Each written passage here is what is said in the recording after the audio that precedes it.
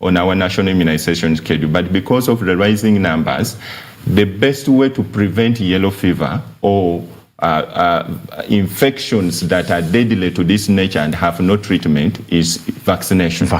So the yellow fever vaccine has been with us for quite a long time. Unfortunately, because it is expensive and the government had not yet gotten partners to support resource it for mass vaccination, so we limited it to now vaccinating children at 9 months. So for the last 1 year and so, children who are born have been getting it at 9 months as part of the routine vaccination. However, that leaves a large population of Ugandans aged a year and above at risk of yellow fever because they are not vaccinated. Yes. So the mass vaccination the government is running right now is not only in Kampala, it's actually in the whole country. Yes. And the ministry phased it. Last year, the vaccination occurred in the most hit districts of West Nile, Acholi, Lango, and parts of Western. But in the second phase in which we are going to have vaccination occurring in 53 districts, Kampala inclusive. That's the vaccination going to occur from 2nd to 8th of April. Please allow me to interrupt you a bit. Sure. Why some regions are more hit than others? So diseases have different prevalence rates depending on, again, the circumstances or the environment and the connections with the environment. Now, yellow fever is spread by mosquitoes, like we've said. These mosquitoes like to be in forests. And so yellow fever is very highly prevalent in forested areas. In fact, in the likes of Congo, we have a lot of it.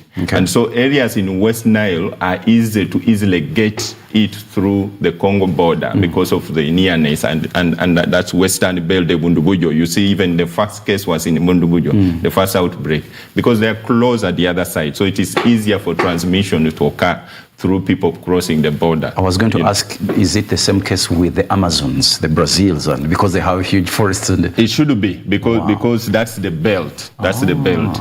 But the rest of the districts are actually also at risk. And that's why the country declared a nationwide vaccination, because all of us now are at risk of being bitten by these mosquitoes. A couple of years ago, something like Kayao to Dr. Dens, I was immunized for hepatitis B, and there were 3 doses. How, when it comes to yellow fever, do we take 1 dose, 2 doses, 3 doses, or what happens? So yellow fever vaccine, the current studies now prove that you need a 1 dose for life. Previously, we've been having 2 doses after every 10 years, but that is no longer recommended. Everybody now just needs 1 shot, and that lasts for lifetime. You don't need a repeat dose. How about the people who have, the people who have vaccinated something like 2 years ago, 3 or 4, 10 or 5, they can repeat a dose? Now, if you were vaccinated already, whether as a child, that is if you are aged, this is a deadly disease. It's one of the diseases of international importance. So once you have an outbreak in one country, you don't want to export it to another. Just like we had Ebola, we had the COVID. Yes. So there are international health regulations that mandate countries to, contain the infections once they have them, but also not to allow those infections to be transmitted across border. It's a good thing. So when you are traveling from any yellow fever endemic country, Uganda is one, the international regulations require that you must prove that you are vaccinated, and hence the yellow fever vaccination card requirement as part of travel requirement. So that makes it the reason why even the card is yellow? Yes. So when we are vaccinated, we receive a card as proof that we've been vaccinated? So when we vaccinate, we are going to receive a card. However, we are not receiving the yellow card. Now, the yellow card costs some money, and the vaccine itself costs money. Exactly. So the country was not able to, get enough resources to procure both. So what will happen, we shall give you the yellow fever vaccine and give you a vaccination card. That is recognized within Uganda. Now, that yellow fever card, if you need to travel, you will present it to the Minister of Health accredited private yellow fever vaccination clinics. Okay.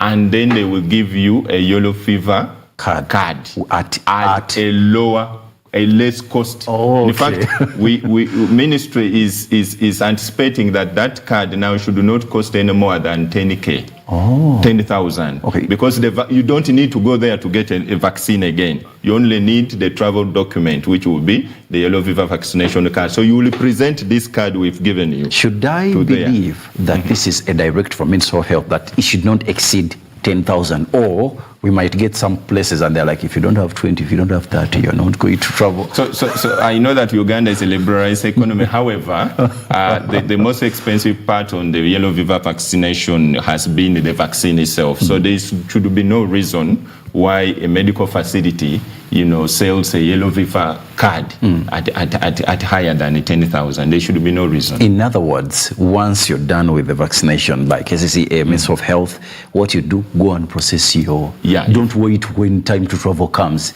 Because if you anticipate travel, exactly. You can process your card, and then this should be easy to get. Yes. So, Dr. We're coming now to KCCA in Kampala. We're estimating something like 7 million people in Kampala. So everyone has to be vaccinated. That is your call. You are still explaining why to someone who is watching and listening. Why? What is the importance of this vaccination? Please continue to go deep. And how is it going to be rolled out? So, like we've said, the yellow fever disease is a deadly disease, incurable, caused by a virus transmitted by mosquitoes. Yes, sir. We live in an environment full of these mosquitoes. So every one of us is at risk.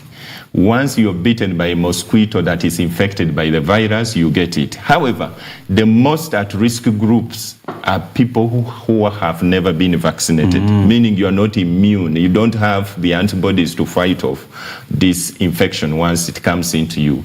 But also people who live in or near forests, because remember, the forests harbor the mosquitoes, exactly. Or places where mosquitoes breed stagnant water. Kampala is made up of over 53 slums. Many of our slums actually are low-lying areas with a lot of stagnant water. So we are not NSF. Mosquitoes are breeding there. And some of these mosquitoes are actually the mosquitoes that carry the yellow fever virus. So all of us are at risk. And like we've said, there is no treatment for this disease. However, it can be prevented. And the easiest preventive measure is vaccination. Now that we have introduced the vaccine in children, for those who are born at 9 months, they receive it along with the measles. We adults also need to quickly raise our immunity so that we achieve what we call herd immunity in science. Yes. We reach a critical mass of Ugandans vaccinated immune against the disease, and that will stop the transmission chain. But for as long as the status remains as is, where very few are vaccinated, and the few are vaccinated are mainly those who do travel, because it's a travel requirement, then once an infection comes, it finds it easier to spread in the population. So we want to use this opportunity to provide the vaccines, and that's why government has really labored to look for resources through our development partners, and we thank them, to avail us funds for this vaccination so that the vaccine is provided for free at no cost, so that every Ugandan can access it, and then we reach that critical mass of many Ugandans being vaccinated, and hence, herd immunity, where we then can stop the transmission chain of this infection. Wow, amazing. I'm really enjoying this interaction. Dr. Buluma Dennis Mike, who is the Supervisor Medical Services at KCCA. We're taking a break, but I think my question, which is going to open, is going to be, is there something called vaccination overload? There is measles, there is what, but also to dig deep in who is at risk. Are there some groups who are not supposed to be vaccinated, like pregnant women or something like that? After the break, we'll be back. Focus on Healthy Morning.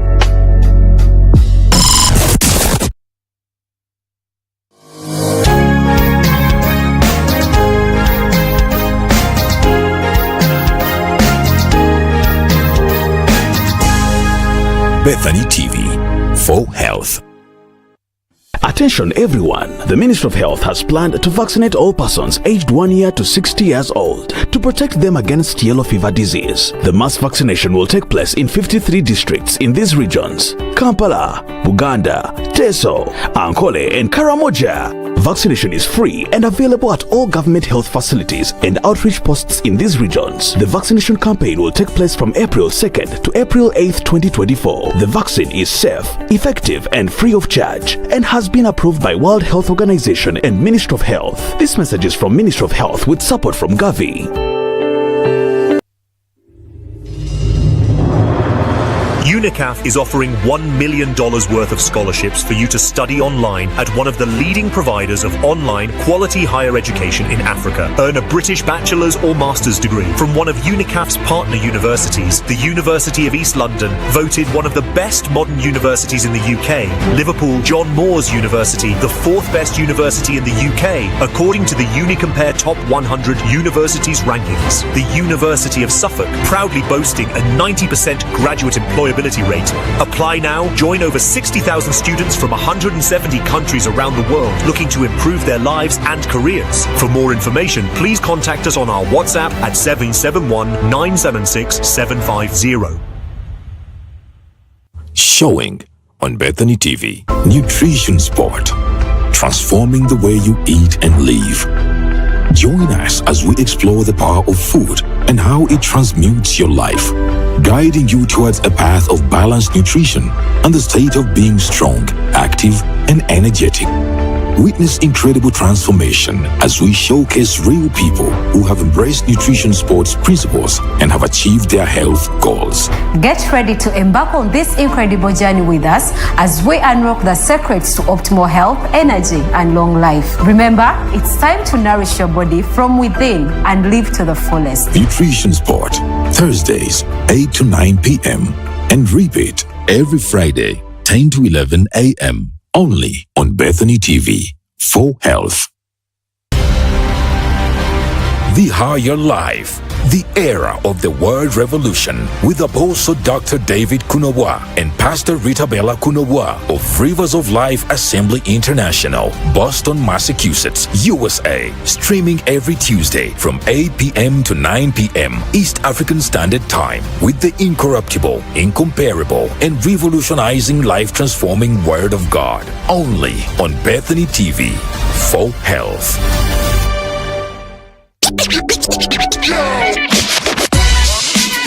Exciting news for all viewers of Bethany TV. Bethany TV, the premier health TV channel in Uganda and Africa, and also your favorite TV station, is now on Star Times. You can now watch Bethany TV day and night, weekdays and weekends on Star Times, channel 271. Catch your favorite programs on health, wellness, entertainment, and so much more. Bethany TV is also available on free-to-air, GoTV, YoTV, Airtel TV, and Afro mobile apps. Not forgetting online via our website www.bethanytv.ug and social media platforms at Bethany TV UG. Bethany TV for health. Are you looking for a platform to advertise your business and boost your sales? Bethany TV got you covered. Take advantage of our introductory rates and maximize your leverage for brand awareness, advertising, product launching, live coverages, activations, and so much more. For booking and more information, contact our sales team on 0785 576 269. Bethany TV for health.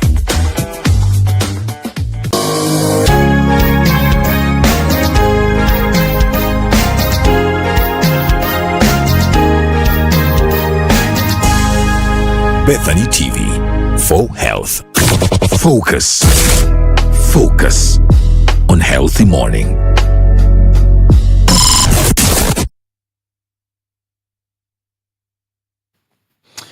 Yeah, what is happening now is the Ministry of Health is organized a month's yellow fever vaccination. Over 53 districts are going to benefit in this, and it is free of charge, and it is really, really safe. The drugs are safe, and it's for our own good. It is the sole reason why we have Dr. Buluma Dennis Mike here, the medical supervisor, medical services at Kampala Capital City Authority, to dive into it. That why is it important?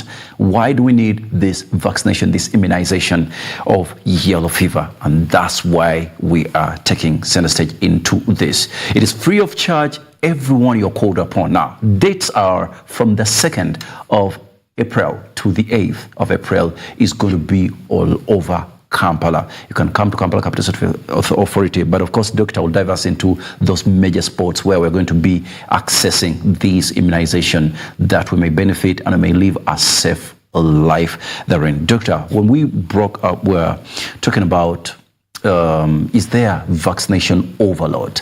Considering the fact that a child takes so many types of vaccinations, and who is at risk? Are there people who are not supposed to receive vaccination? For instance, they're pregnant or people who are sick or something like that. Please dive us into it. Okay.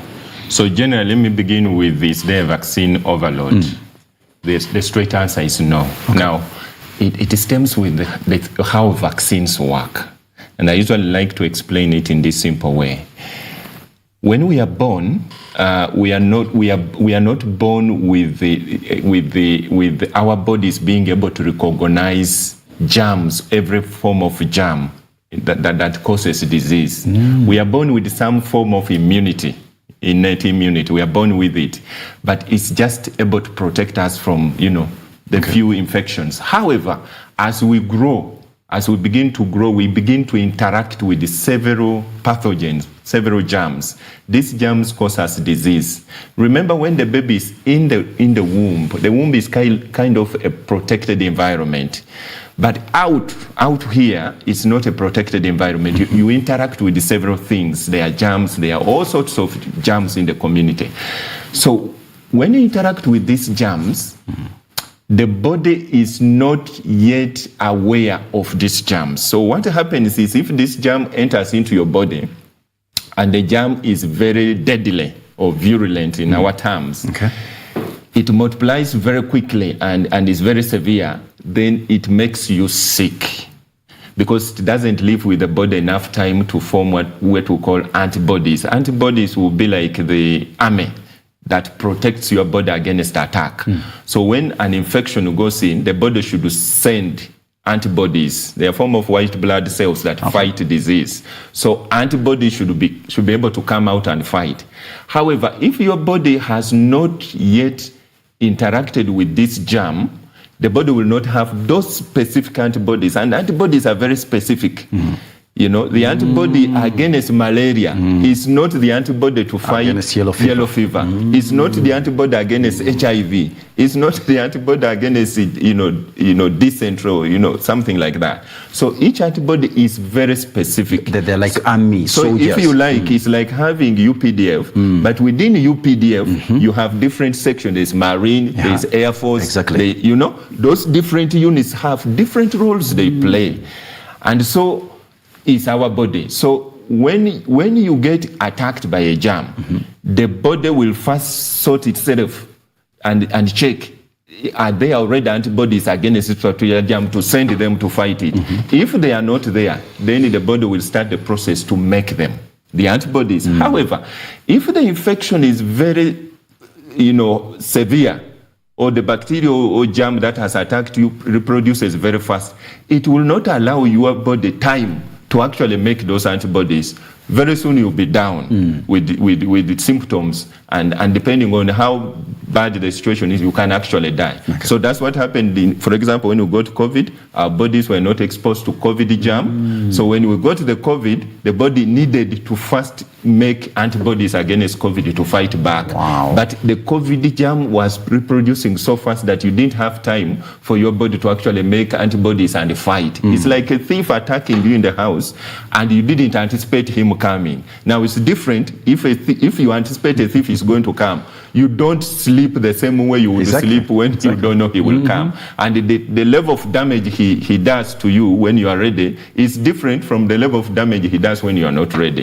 And I think there we agree. Yes, sir. So when we give you vaccines, what we are doing to the body is preparing the body to make antibodies in anticipation that you will interact with this germ, the real one.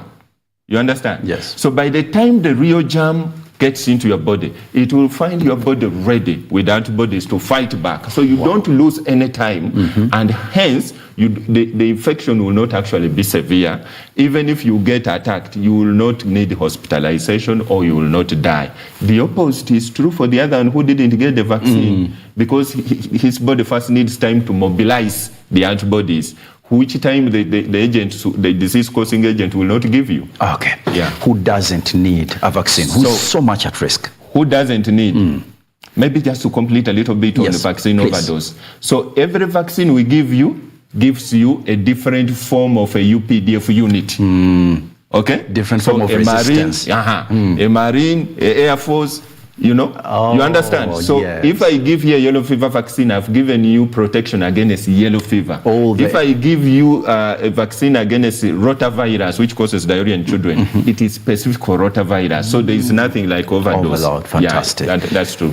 So who is at risk? We've said everybody is at risk for as long as you are bitten by this mosquito carrying the yellow fever virus. However, people who are not vaccinated, that is people who are not immune already, are at highest risk, and people who live in or near forested areas or places where mosquitoes breed are at highest risk. And indeed, all of us are, given our environment. And who doesn't need a vaccine? Who doesn't need a vaccine? So if you are pregnant, generally you shouldn't be vaccinated unless when we have an epidemic, in an outbreak, in an epidemic outbreak, the risk that the epidemic poses outweighs the risk we fear for the unborn child, for the pregnant women. So in outbreaks, we vaccinate everybody, including the pregnant. But like this one, which is just preventive, we don't now have a countrywide outbreak, but it's a preventive vaccination exercise. We exclude the pregnant women. But we also exclude people who may have serious signs of yellow fever infection, or if you've been diagnosed and you're suffering currently from yellow fever infection, you definitely you need to heal. You don't need a vaccine at that point. Then people who have chronic illnesses that are not controlled. Now, when we say that, so we mean, for example, you have high blood pressure, but your pressure is out of range, it's out of control. Maybe you're on medication, maybe you're not on medication, or you're on medication, but your medication is not being controlled, it has not controlled your pressure, or diabetes, or cancer, or HIV is not controlled on drugs. Stroke? Stroke per se, and you are under control, it's not a problem. But these active other chronic illnesses that are not controlled, we first leave you to heal, to get that disease control, and then we vaccinate you. So generally, the vaccine is safe for everybody.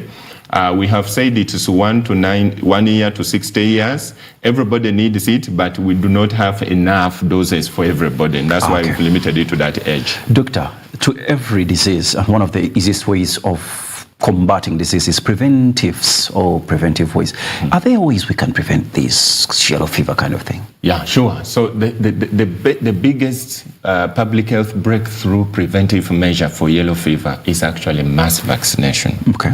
So like we said, mass vaccination actually builds a strong a critical mass of Ugandans who are immune against the disease. So when it comes, you completely cut off the transmission chain, so it stops going round and round.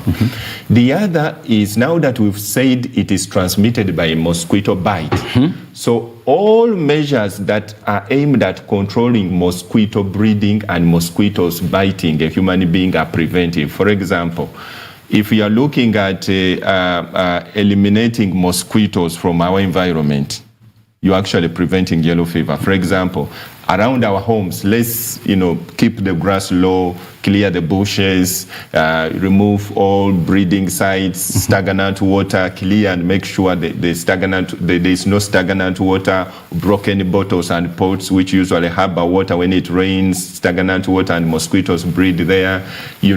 People should avoid long walks in forested areas, because we say these mosquitoes harbor a lot in forests, and then of course protective measures like sleeping under mosquito net is protective, but like we've said, these mosquitoes bite mainly during the day. But it's still a protective measure, but also personal protective measures like wearing long, clothing that does not expose many parts of your body from mosquito bite, using mosquito repellents. There are some, repellents that you smear and, mosquitoes will not bite you. All those measures help to prevent or lower the risk of transmission. However, the biggest remains vaccination. Okay. Doctor, having learned about the great news of mass vaccination for especially yellow fever, which points in Kampala can everyone access this immunization on the 2nd to the 8th? That's a good question. So where are we vaccinating in Kampala? So the vaccines are going to be available at all our health centers that do immunize routinely. The immunizing facilities all through the divisions will be open for the entire 7 days. So a person can walk in any of those facilities and get their yellow fever vaccine free of charge. However, away from that, we shall also have mobile vaccination teams of health workers that will go to schools or educational institutions at all levels. We'll go to places of public gatherings, places like markets, places like garages, places of worship, and also community outreach points. In our communities, we have places where usually people gather for outreaches or community meetings.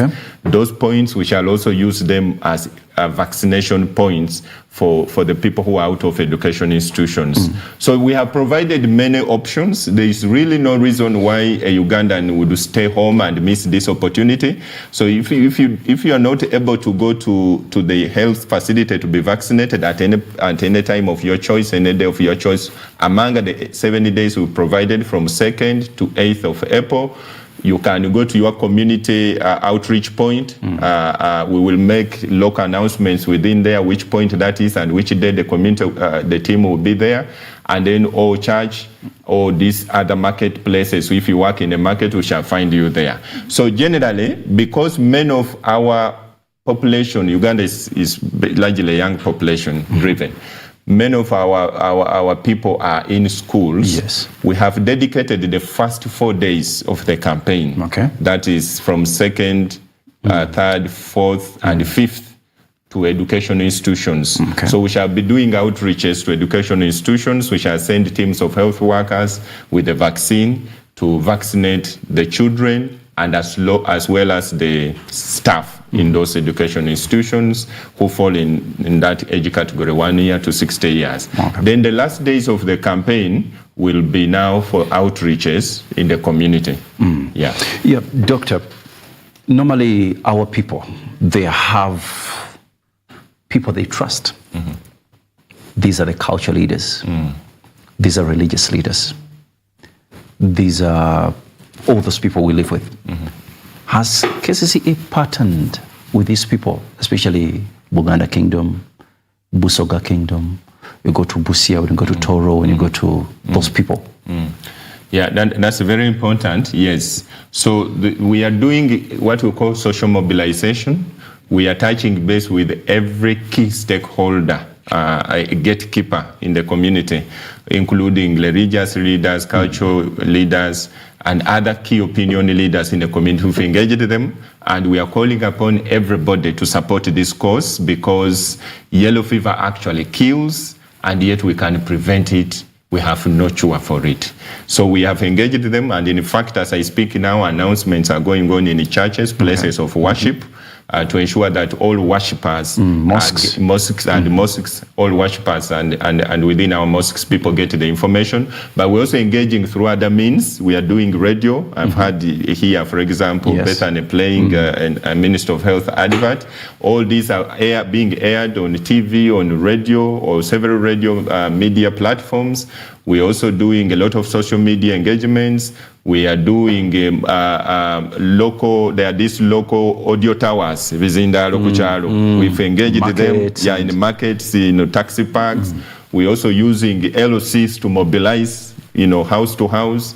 We have engaged several fronts, so there should be no reason why a Ugandan would stay away and say, I didn't get the correct information. However, having said that, I also want to use this opportunity to caution Ugandans who are on the side of listening to social media rumors and myths. I think we've generally grown to a stage where people are beginning to think that every public health intervention the government puts forward has something not right with it. Some hidden motive. Hidden motive. These vaccines are safe. They are not new. They have been around. Everybody who has traveled out of this country has been asked to prove that they were vaccinated. The vaccines have been in the private clinics, but at a cost, because the infections are so widespread. Government and development partners have decided that we extend the same vaccine to all Ugandans at no cost so that we save the community. So I would like to urge Ugandans to take up this opportunity. The vaccines have been cleared by all international bodies, the World Health Organization, UNICEF, Gavi, and the Ministry of Health here. It is a safe vaccine. It has no issues. It has no harm to anybody. Doctor, suppose someone said that it's very good to be ready for eventualities. Suppose there happens a huge influx. Are you ready to combat it, which is bigger than the vaccinations you have on your disposal? A huge influx of people. So when we were estimating the number of people, the target group, we are guided by the National Population Census. UBOS, the Uganda Bureau of Statistics, does census. I know the last census was more than 10 years ago. There's another one this year. However, every year UBOS does annual estimates of the population. So we're able to know how many people to plan for. So the vaccines procured are enough for all people aged 1 year to 60 years. Wow. So everybody will be vaccinated. There should be no cause of alarm that there will be fewer vaccines. So people come and get your dose. Thank you so much. Doctor, recently when we had an outbreak of COVID-19, which ravaged most of our people, there is something what we call side effects. Could there be any side effects attached to yellow fever vaccine? So yellow fever vaccine largely is a safe vaccine, okay? We have not, it's been studied definitely. All vaccines go through experimental studies to prove that they are safe. And by the time it is put on the market, its safety has been, assured. So it's a safe vaccine. However, we usually ask our people that after you've gotten your vaccination or any medicine that is injected, don't move immediately. Okay. Why? Because the body first needs time to allow the medicine to circulate. Circulate in your body. And because it is a medicine is a foreign thing in you. So the way normally a body reacts to anything, even if you swallow the Panadol, there is a reaction, okay? That reaction is actually good. It shows the body has recognized this thing. Okay. And then now what happens thereafter is now the good thing we want. The body now makes the antibody. So because of that reaction, somebody may feel a bit uncomfortable immediately after, but it is normal. It's a normal thing. It's not a cause of alarm. But usually we ask you to take some few minutes of rest at the vaccination site to allow the vaccine circulate in your body, and then you walk away. We've not experienced any serious side effects of this yellow fever vaccine. So it's a safe vaccine. It's a safe vaccine. Yeah, sure. Yeah, Doctor, would you like to, in these remaining few minutes, something like 2 or 1, would you like to communicate something you feel we've not touched? Probably what I would want to communicate on top of the yellow fever one is to encourage all Ugandans to take the issue of immunization very seriously. Okay. Immunization is the best public health intervention ever made possible in science to help communities actually avert unnecessary death and morbidities in our population. If you remember earlier years when immunization coverage was very low, we had many people becoming lame, for example. If you look at polio, you know, many of the lame people you see walking on the street were born normal. Yes. They were actually born normal. They got the polio, you know, virus. They were not vaccinated, and then they crippled them. That's just an example. Yes. But many children actually died because of not being vaccinated. Vaccines are safe. There is no reason any parent should not take their children to be vaccinated. Lastly, we are having a red eye outbreak that has been on for some days now in Kampala and other parts of Uganda. I would like to caution Ugandans to report if you see anybody with a red eye, or if you yourself have a red eye, kindly call the KCCA toll-free line. The infection is mainly in densely populated areas like schools, prisons, and places like that. But we've seen it even now in the community, diffuse in the communities. So if you see anybody with red eyes, kindly call the KCCA toll-free line for us to respond and help. And the toll-free line is 0800 299 000. I'll just repeat it. Yes, please. The KCCA toll-free line to call in the case of any outbreak, not only red eyes, but any outbreak in the community, is 0800 299 000. If you call that line, you will get somebody answer it, and then we shall be able to respond and help. Yes. Mr. Sembatia here is asking, maybe just in 10 seconds, you talked about 1 year to 60. How about below? So each vaccine has an age when it is appropriate to be given. For example, for TB, we give it at birth. The moment a child is born, we give you before you take home. Yes. Now, for yellow fever, is given at 9 months. So children aged less than 9 months are not eligible. They are not yet due for the vaccine. Yeah. But a 9-month-old baby who has not received the routine vaccine will also be vaccinated if they come around, because they are due for the vaccine. Okay. Yeah. All right. Doctor, thank you so much for joining us. It has been such a wonderful interaction, and I hope the masses has really dissected in this information. It's always good having you, Dr. Buluma Dennis Mike, their supervisor at the medical service at KCCA. Thanks for joining us once again. Thank you. Thank you. Yeah. Yes. Chintu Mutesa Sirasin is my name. Until we meet again tomorrow. In the meantime, take care of you and take care of your nation. Bye. Focus on Healthy Morning.